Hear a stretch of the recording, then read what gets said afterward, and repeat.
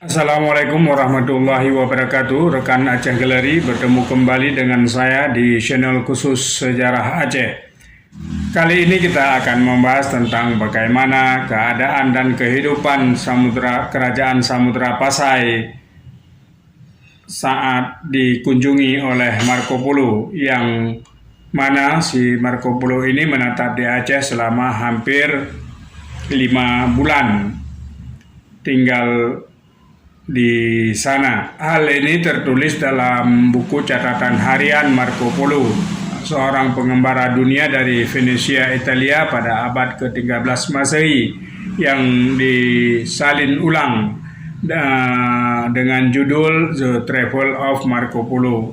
Dari halaman 282 sampai 288, Marco Polo menuturkan kekagumannya selama 5 bulan tinggal di Samudra Pasai bersama Sultan Malikul Saleh pada tahun 1292. Marco Polo ini, ia juga anak seorang pengembara yang terkenal juga bernama Niccolo Polo.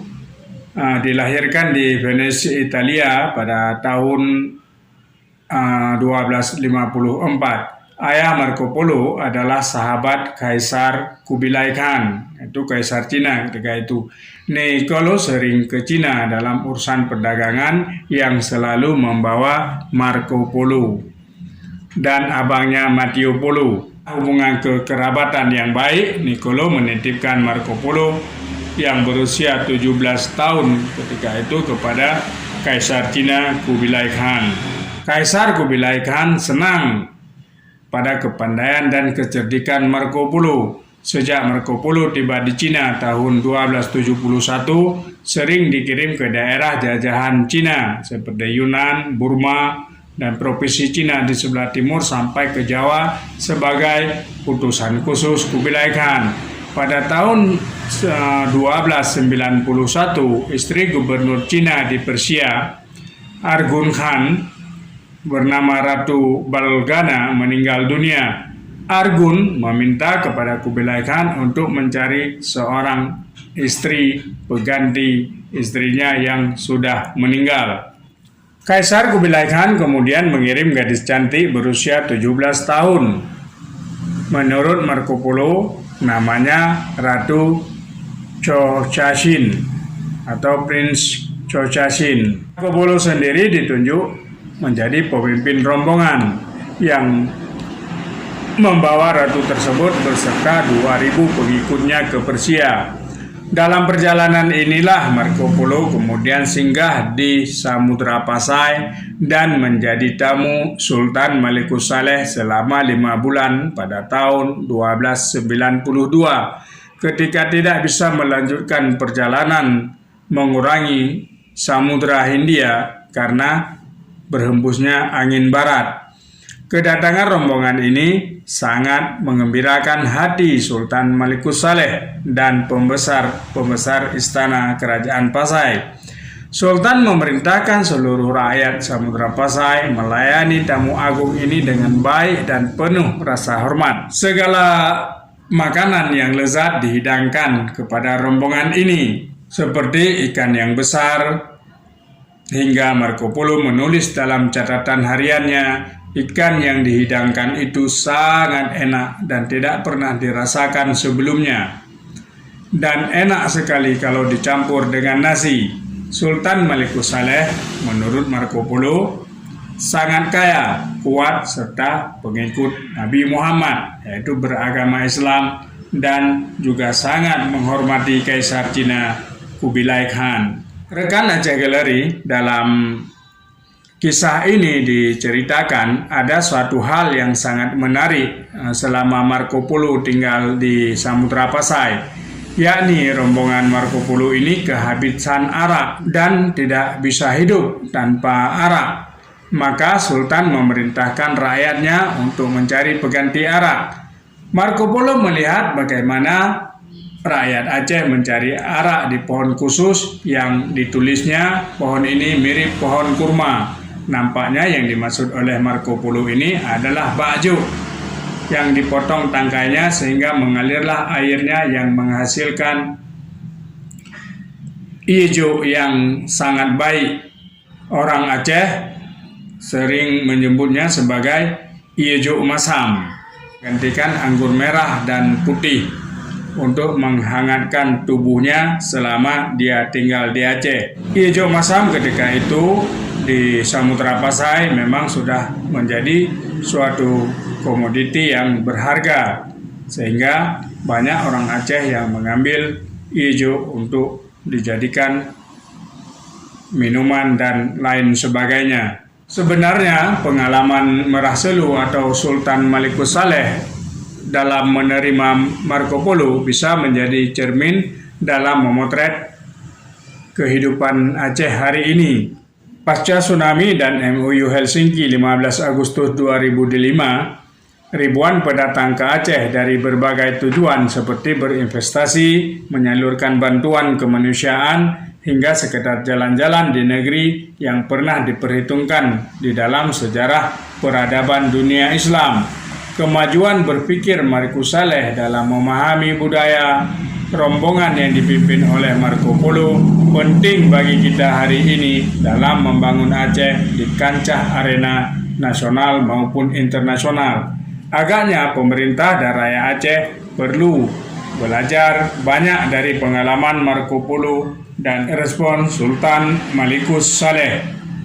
Kedewasaan pemikiran politik dan budaya Sultan Malikus Saleh dalam melayani tamu bisa menjadi contoh yang baik bagi Aceh hari ini, sehingga Aceh yang terbuka dan telah dipraktekkan beratus-ratus tahun tetap menjadi daya tarik tersendiri bagi masyarakat internasional. Rekan Aceh Gallery, Malikus Saleh seorang sultan yang warak dan lurus sehingga mendapat gelar Merah Selu, raja yang lurus. Peletak dasar bertapaknya Islam di Nusantara berhasil bertindak dan berpikir rasional dalam menerima tamu di istananya. Tentu mustahil bagi saya mengajak rakyat Aceh untuk berlomba-lomba membuat ijuk masam. Itu biar dibuat oleh Nek Ubid saja, karena Nek Ubid lah yang suka naik baju. Nek Ubid peh baju rut bikin zero dalo pacu. Tetapi bagaimana bersikap dalam pemikiran global dan terbuka? Rakyat Aceh hari ini harus bisa berkiprah kembali dalam percaturan peradaban antar bangsa setelah lama didera berbagai konflik dan bencana.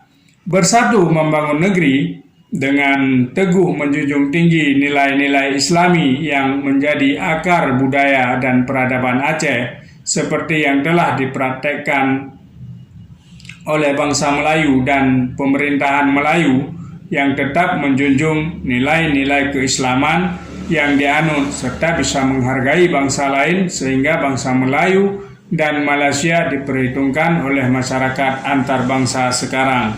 Sampai sekarang harus kita akui bahwa promosi budaya yang dilakukan oleh Sultan Malikus Saleh ternyata telah mencitrakan Aceh dengan positif di mata Marco Polo, baik dalam hal pengembangan Islam maupun dalam hal hubungan kenegaraan.